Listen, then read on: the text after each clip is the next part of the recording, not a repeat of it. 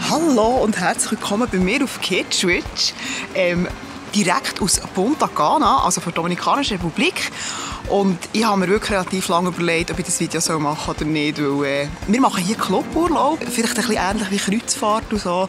Ist überhaupt nicht jedermanns Sache, aber ich muss wirklich sagen, ich persönlich bin ein Cluburlaubsprofi, weil ich mache sehr viel so Ferien. Ja, du bist einfach so ein bisschen, ja, du bist einfach alles organisiert und du weißt, dass die Ferien gut werden laufen, weil für mich persönlich die Ferien mega wichtig sind, weil ich halt einfach auch nicht so viel kann reisen und so viele Ferien habe, weil ich wirklich halt sehr, sehr viel arbeiten. Also einfach schon noch neben dem ganzen Blogzeug.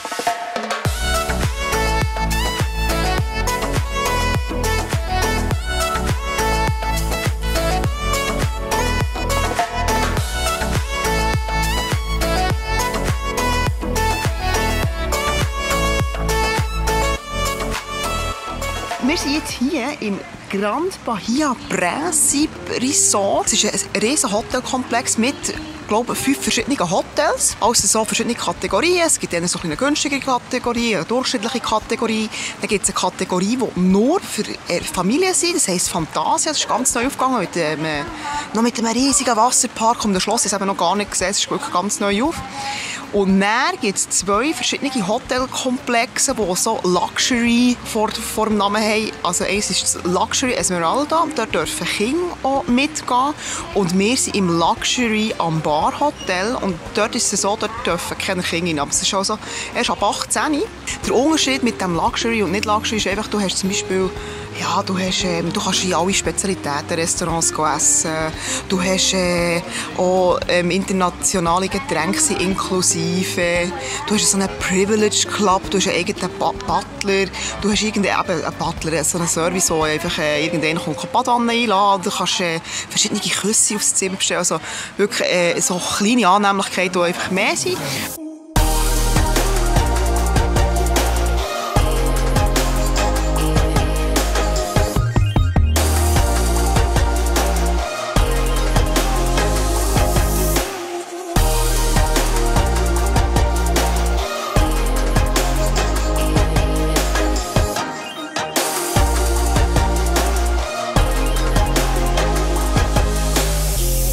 Wir haben in diesem Ambar reserviert, oder? Also sind wir im Moment daheim.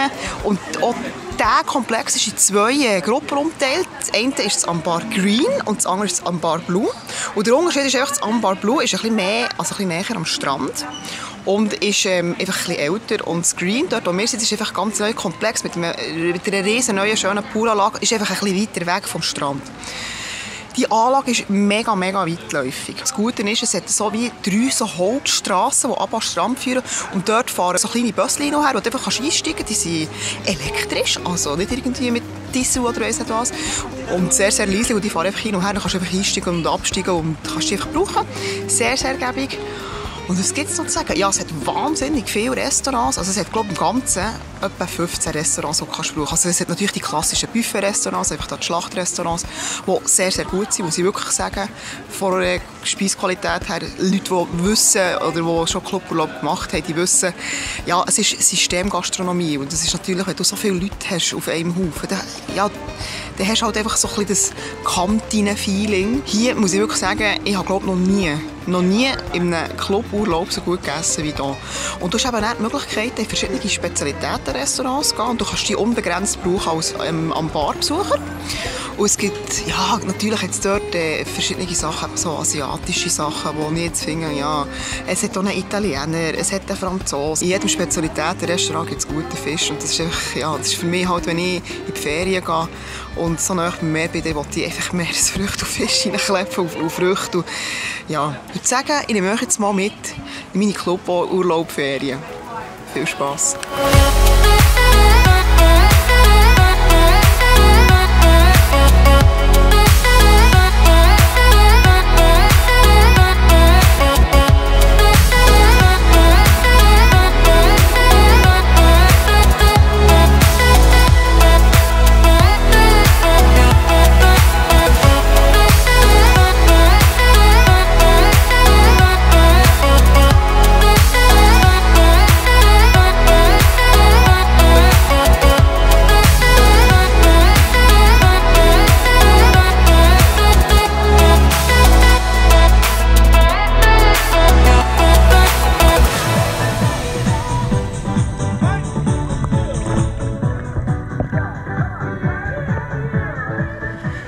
Es ist jetzt etwa 7 Uhr am Morgen und ich bin irgendwie schon seit 5 Uhr wach.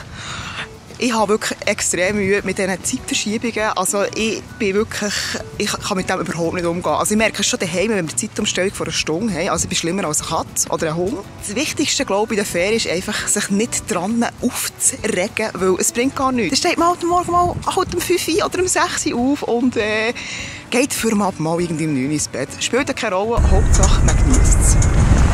Ich bin jetzt gerade am Strand von unserem Hotel und wir haben so einen eigenen Privatstrandabschnitt, wo wirklich eigentlich nur die dürfen herliegen, die eben von dem Ambar-Zeug kommen. Und es ist wirklich so, man hört es immer wieder, dass es einen Liginenkrieg gibt, aber das ist wirklich hier überhaupt nicht der Fall. Es hat mega viele Liginen und weil das Hotel wirklich auch nicht unbedingt ausgebucht ist, hat es mega viel Platz. Und wenn man so den Strand anschaut, kann man gar nicht denken, dass irgendwie noch von ein paar Tagen da wirklich mega Unwetter gegeben, die Hurricane-Saison ist und so weiter und so fort. Sie geben sich wirklich mega Mühe und sind immer wieder am Aufräumen und am Putzen. Das ist wirklich, sie machen ihren Job mega gut.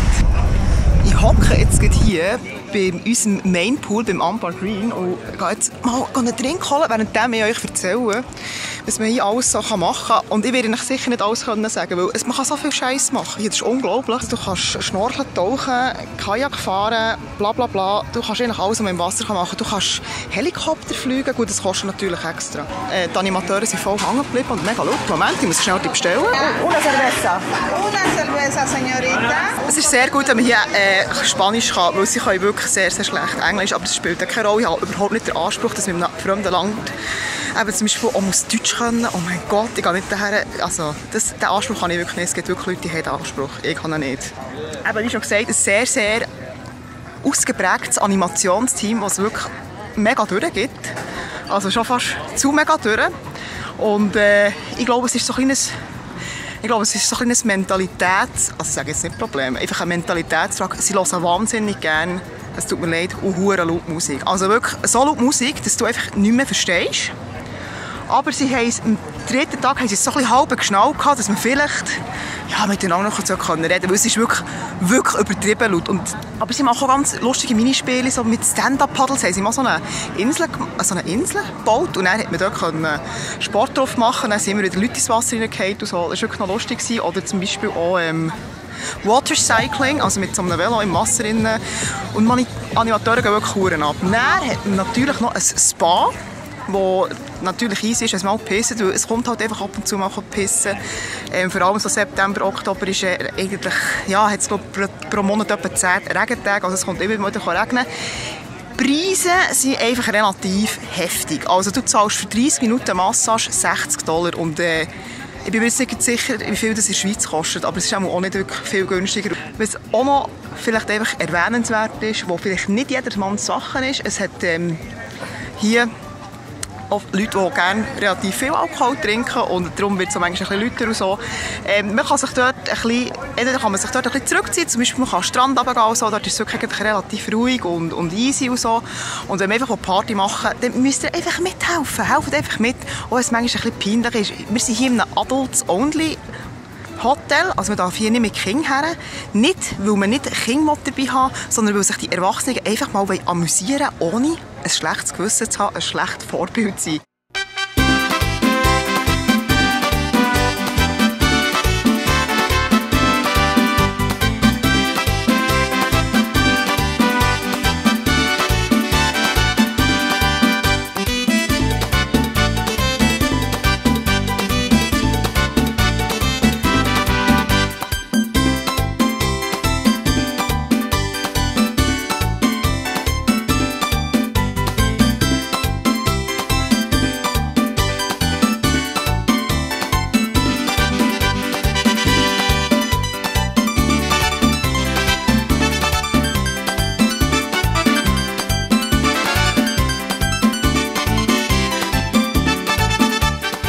Es ist 8 Uhr morgens, also das Jetlag hat immer noch uns völlig im Bann. Wir haben schon zum Morgen gegessen und alles. Es sind irgendwie seit 6 Uhr wach und wir haben uns jetzt einfach dem ergeben.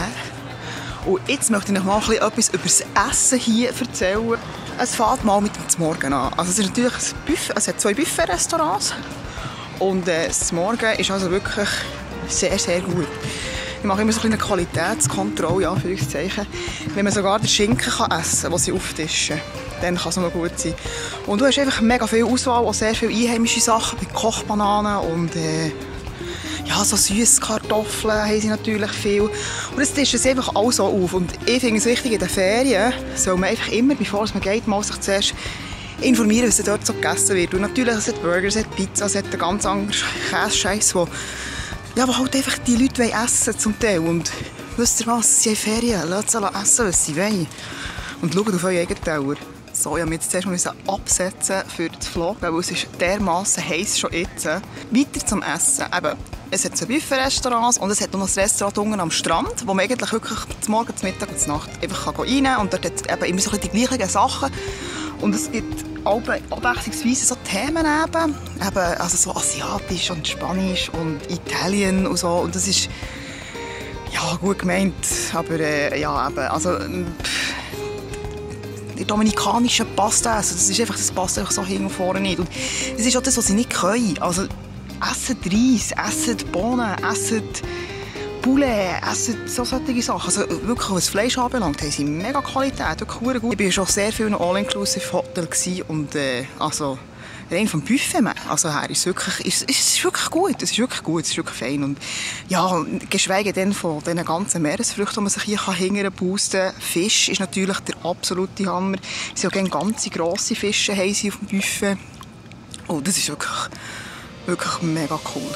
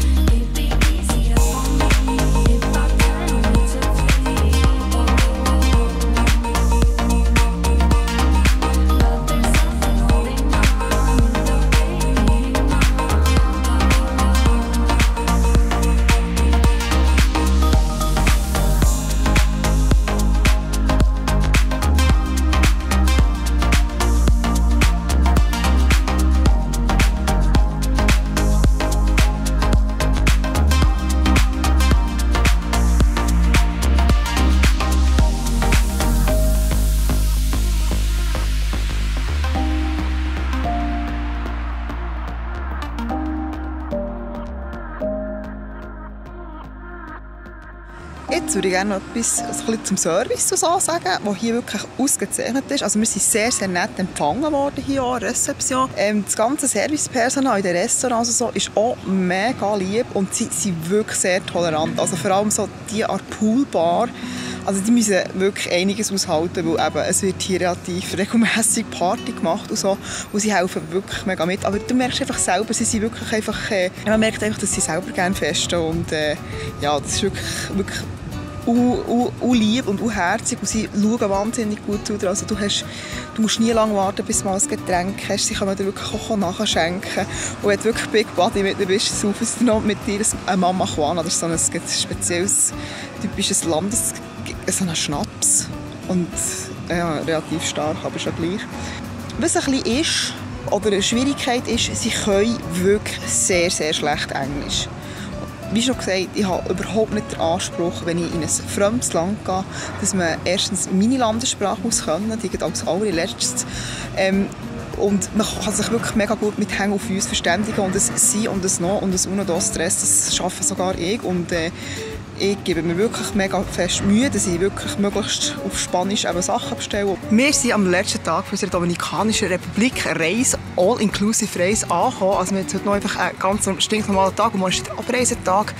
Und ich habe noch so ein Resümee, so ein Fazit. Es hat mega gut getan, einfach mal 10 Tage lang einfach nichts zu machen.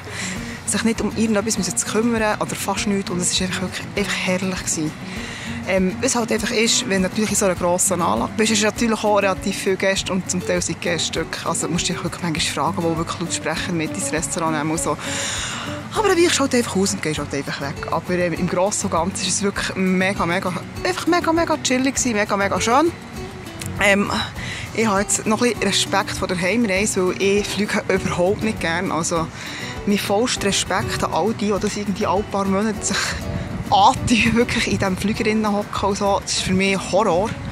Weil ich einfach, ich einfach so ein bisschen, ich sage nicht Flugangst, aber es ist einfach, nee, und dann noch 10 Stunden, aber auch das werden wir irgendwie überbrücken. Ich habe noch ein paar Filme, die ich schauen will und kann noch etwas machen mit PC und so.